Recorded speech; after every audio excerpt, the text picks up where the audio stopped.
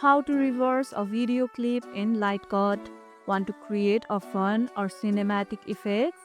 You can reverse a clip in Lightcut easily, and let's see how to do it. Select the clip in your timeline, tap reverse, and Lightcut will flip the playback direction. Preview the reverse clip to make sure it aligns with your other edits or music. Reverse clips works best with short sequences or effects where the motion looks unintentional. It's great for highlights or funny moments. Have you used reverse clip in your videos before? Share about it in the comments below.